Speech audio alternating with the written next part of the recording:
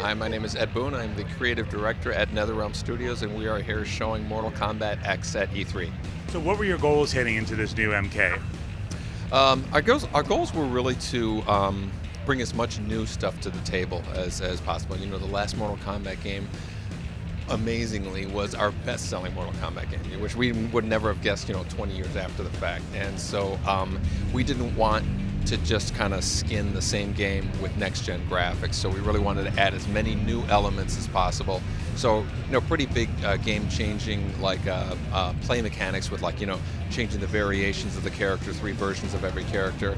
And we wanted to add as many new, characters to the mix as possible. So we have a big group of new characters that we're going to be introducing as well, and while keeping the stuff that was really strong about Mortal Kombat 2011 with our super meters with the X-rays and the breakers and the enhanced super moves. So we really wanted to get that perfect combination of new and what worked in the last game. Can you talk a little about the variations that each character now has? Absolutely. Normally in a fighting game, a character is defined by, the costume he's wearing and what he can do on the screen. And we're really taking every character and kind of having 3 versions of that character.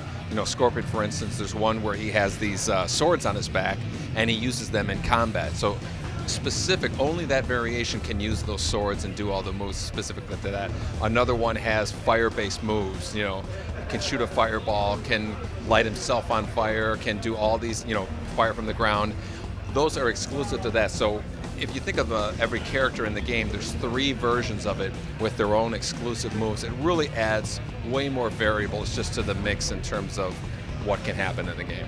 You guys also have a new power meter up at the top of the screen that you can use with Dash. Can you talk a little bit about that? Yeah, it's like an endurance meter. We have the ability to run now in the game, so you can really get in there and aggressively charge your opponent. But we don't want an infinite number of running, throughout the game. So the meter will help regulate that, as well as some other moves that are in the game, just to keep some things balanced and not having to worry about a move being abused or overused.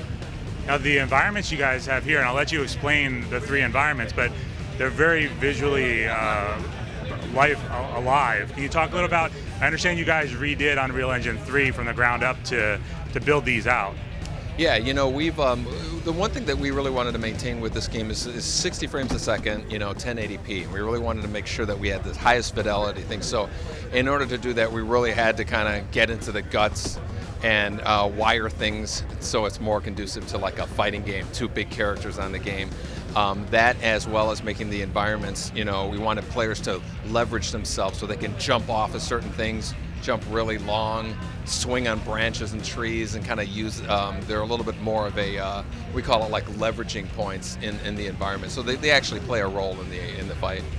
Can you walk us through the 3 environments you guys have? And also, I'm very interested in the interactive elements you guys have added to them. Sure. The 3 environments we have, they all look different and they play different. Like you said, the interactive element really makes an environment have its own personality. And so, like, one of them is called Snow Forest. It has these trees that you can jump in the air and push off of and kind of like do a double jump. Or you can long jump off to like a tree stump, swinging on branches, grabbing branches, attacking people. So that's unique to that environment. Whereas in the Cove, there's a wall that you can run off of in the corner. So if you're trapped, you can run up a wall. You can throw a log. You can actually the seal, throw a body up in the air, a dead body. You can grab it out of the water and throw it at your opponent. So there's just a lot of interactive elements.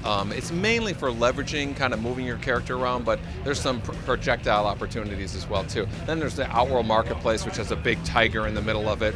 You can jump off of that and or jump off this tarp on the right side, hit this barbecue and throw coals at your opponent. So it really adds to the whole mix of the game and the kind of unpredictableness for it.